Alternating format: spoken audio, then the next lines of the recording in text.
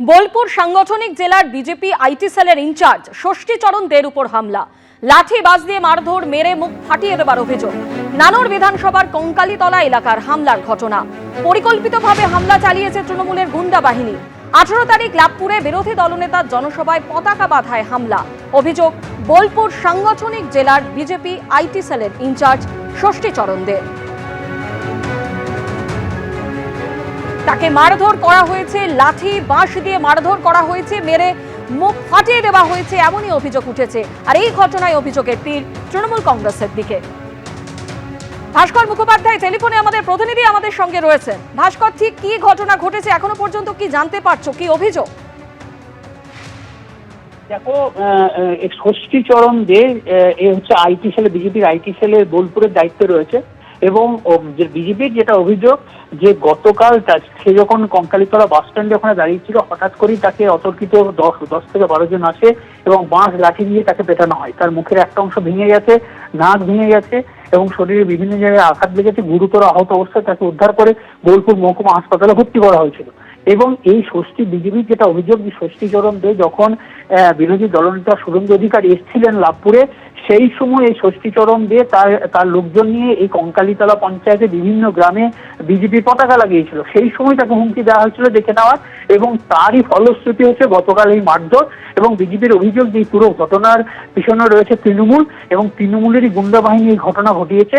এবং বিজেপির বোলপুর সাংগঠনিক জেলা সভাপতি শ্যামাচরণ মণ্ডল তিনি জানিয়েছেন যে গোটা নানুর এলাকা জুড়ে একটা হুমকি দেওয়া হচ্ছে, যাতে এই সামনের ভোটে যাতে বিজেপি কোন রকম প্রতিরোধ তৈরি না করতে পারে, তার জন্যই এই মারধরের ঘটনা। অন্যদিকে তৃণমূলের তরফ থেকে অভিযোগ করা হয়েছে যে এটা বিজেপিরই গোষ্ঠীদ্বন্দ্ব, এখানে তৃণমূলের কোনো হাত নেই এবং এই ঘটনার সঙ্গে তৃণমূল অভিযোগ এবং পাল্টা অভিযোগ উঠছে। আপাতত তোমায় ধন্যবাদ ভাস্কর। তৃণমূল কংগ্রেস ন্যাক্কারজনক ঘটনা ঘটালো, এর মাসুল তৃণমূলকে দিতে হবে। আমার জেলার আইটি ইনচার্জ ষষ্ঠীচরণ দে, যাকে আমরা টোটন বলে ডাকি, তাকে যেভাবে 15-20টি মোটর সাইকেল করে প্রায় 30-40 জন উন্মত্ত যুবক যেভাবে এসে তার উপর আঘাত করেছে, এটা চরম চিন্তার বিষয়। তার চোখ, নাক, মুখ সব ফাটিয়ে দেওয়া হয়েছে, রক্তান্বিত করে দেওয়া হয়েছে। আজকে সকালবেলায় তাদের সভাধিপতি কাজল শেখকে হাতে তরবারি দেওয়ার পর কি তাদের উৎসাহ বেড়ে গেল? আমি বলছি, কাঁচের ঘরে ঢুকে ঢিল মারা অন্যায়। অবিলম্বে কালকের মধ্যে যদি গ্রেপ্তার না হয়, তাহলে ভারতীয় জনতা পার্টি কি আন্দোলন করতে পারে সেটা প্রশাসন দেখবে। তৃণমূলের ছেলে মারবে এটা আমি বিশ্বাস করি না, কারণ আমাদের কালকে প্রচুর ব্যস্ত ছিলাম আমরা কাজে। কঙ্কালীতে কিরকম ভিড় হয় আপনারা জানেন। ওই ভিড়গুলো ঠিকঠাক করার জন্য, পার্টির প্রোগ্রাম করার জন্য আমরা এরোড সেরোড ছুটে বেড়াচ্ছিলাম।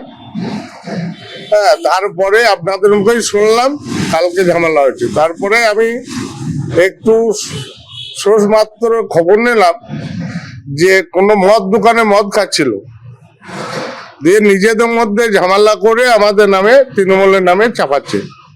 এটা আমাদের এই রাজনীতি নয় যে কাউকে মারধর করবো। যে যা খুশি রাজনীতি করতেই পারে, আমরা এতে কোনোদিন কাউকে বাধাও দেবো না আর কাউকে মারধরও করতে হবে না।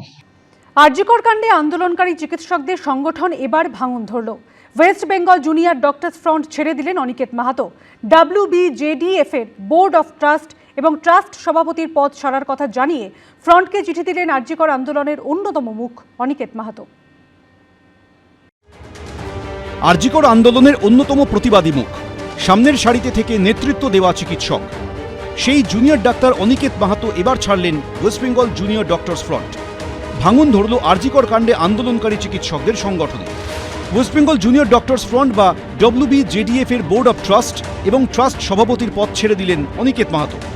পদত্যাগ করে চিঠিতে তিনি লিখেছেন, আইনি পরামর্শ উপেক্ষা করে অগণতান্ত্রিকভাবে কমিটি তৈরি করা হয়েছে। আমি আপত্তির কথা বারবার জানিয়েছি। আইনি পরামর্শের কথা বললেও আপনারা কর্ণপাত করেননি। অভয় আন্দোলন পরিচালনা করতেই West Bengal junior doctors front তৈরি হয়েছিল। আন্দোলন চলাকালীন মতপার্থক্য হলেও সাধ্যমতো আমার ভূমিকা পালন করেছি। সরকারের কাছে আমি মাথা নত করব না, শেষ পর্যন্ত লড়ে যাব। আমাদের ওয়েস্ট বেঙ্গল জুনিয়র ডক্টরস ফ্রন্টের অভয়ার ন্যায় বিচারের আন্দোলনের মাধ্যমে আত্মপ্রকাশ, তাহলে সমগ্র মেডিকেল কলেজের সমস্ত ছাত্রছাত্রীদের মতামত নিয়ে কমিটি তৈরি হওয়া উচিত। যেভাবে নতুন কমিটি তৈরি করা হচ্ছে বা নতুন বডি তৈরি করা হচ্ছে সেটা অগণতান্ত্রিক, এবং এই যে ডিডে প্রহিবিশন নেই, লিগ্যাল মান্যতা তারা পাবে না, তাহলে সেই জায়গা থেকে আমি মনে করেছি এটা বেআইনি। তারপরেও যখন ইলেকশন হয় এবং নতুন বডি আত্মপ্রকাশের জায়গা আসে, হোয়াটসঅ্যাপ গ্রুপে ঘোষণা হয়, তখন আমি মনে করি যে একটা বেআইনি এবং অগণতান্ত্রিক পদ্ধতির মধ্যে আমার থাকা উচিত নয়। আরজিকর কাণ্ডের অন্যতম প্রতিবাদী মুখ অনিকেত মাহাতো। অভিযোগ, কাউন্সিলিংয়ের সময় ফার্স্ট ইয়ার সিনিয়র রেসিডেন্ট হিসেবে তার নাম ছিল আরজিকর মেডিকেল কলেজে, অথচ তাকে পাঠানো হয় রায়গঞ্জ মেডিকেল কলেজে। এরপরই রাজ্য সরকারের সিদ্ধান্তকে চ্যালেঞ্জ করে কলকাতা হাইকোর্টে যান প্রতিবাদী চিকিৎসক। সিঙ্গেল বেঞ্চ, ডিভিশন বেঞ্চ হয়ে মামলা গড়ায় সুপ্রিম কোর্টে। 11ই ডিসেম্বর সুপ্রিম কোর্ট সরাসরি প্রশ্ন তোলে, বাকিদের পোস্টিং মেধাভিত্তিক হলে অনিকেত মাহাতোর ক্ষেত্রে নয় কেন? দেশের সর্বোচ্চ আদালত নির্দেশ দেয় 2 সপ্তাহের মধ্যে চিকিৎসক অনিকেত মাহাতোকে পোস্টিং দিতে হবে আরজিকর মেডিকেল কলেজে। বুধবার শেষ হয় সেই সময়সীমা। সুপ্রিম কোর্টের নির্দেশ সত্ত্বেও চিকিৎসক অনিকেত মাহাতোকে আরজিকর হাসপাতালে পোস্টিং দেওয়া হচ্ছে না কেন? এই প্রশ্ন তুলে গত বুধবারও স্বাস্থ্য ভবনে ডেপুটেশন দিতে যান অনিকেত মাহাতো, দেবাশিস হালদার সহ চিকিৎসকদের একাংশ। মিছিলে অংশ নেন joint platform of doctors, West Bengal junior doctors front, Abhaya youth forum ও মেডিকেল সার্ভিস সেন্টারের সদস্যরা। এর 1 সপ্তাহ পর এবার ওয়েস্ট বেঙ্গল জুনিয়র ডক্টরস ফ্রন্টই ছেড়ে দেওয়ার সিদ্ধান্ত নিলেন অনিকেত মাহাতো। সন্দীপ সরকার, এবিপি আনন্দ। কলকাতায় মেসিকাণ্ডে টিকিটের টাকা ফেরত দেওয়ার প্রক্রিয়া শুরু করল সিট।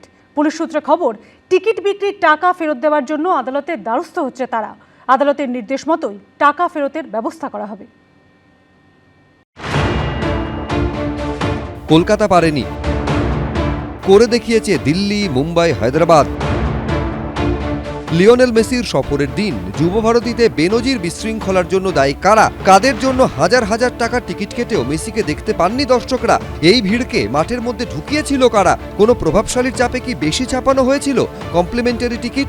কোনো প্রশ্নেরই এখনো উত্তর মেলেনি। জেল হেফাজতে রয়েছেন মেসির অনুষ্ঠানের মূল উদ্যোক্তা শতদ্রু দত্ত। চলছে তদন্ত। এরই মধ্যে মেসি কাণ্ডে টিকিটের টাকা ফেরত দেওয়ার প্রক্রিয়া শুরু করলো এসআইটি। ইতিমধ্যেই আদালতে যাওয়ার যে প্রক্রিয়া সেটা এসআইটির তরফ থেকে শুরু হয়েছে। কিভাবে টাকা ফেরত দেওয়া যাবে সেটা আদালতের তরফ থেকে স্পেশাল ইনভেস্টিগেশন টিমের যারা অফিসিয়ালস তাদেরকে নির্দেশ দেওয়া হবে এবং তারপরই পরবর্তী কার্যক্রম সেটা ঠিক হবে। সূত্রের খবর, টিকিট বিক্রয়কারী সংস্থা জোম্যাটো ডিস্ট্রিক্টের আধিকারিকদের জিজ্ঞাসাবাদ করে জানা গিয়েছে, অনলাইন ও অফলাইনে 34,576 জন কলকাতায় মেসির অনুষ্ঠানে টিকিট কেটেছিলেন। টিকিট বিক্রি করে 17 কোটি টাকা ওঠে। ঘটনার দিন যারা যুবভারতীতে উপস্থিত ছিলেন তাদের মধ্যে কয়েকজন দর্শকের বয়ান রেকর্ড করা হয়েছে। আরও কিছু দর্শকের বয়ান রেকর্ড করা হবে বলে পুলিশ সূত্রে খবর। ঘটনার পর শতদ্রু দত্তকে গ্রেফতার করার পাশাপাশি তার অ্যাকাউন্ট থেকে 22 কোটি টাকা ফ্রিজ করা হয়। পুলিশ সূত্রে খবর, টিকিট বিক্রির টাকা ফেরত দেওয়ার জন্য আদালতের দ্বারস্থ হচ্ছে তারা। আদালতের নির্দেশ মতোই টাকা ফেরতের ব্যবস্থা করা হবে। ময়ূখ ঠাকুর চক্রবর্তী, এবিপি আনন্দ, কলকাতা। এবিপি আনন্দ, এগিয়ে থাকে, এগিয়ে রাখে।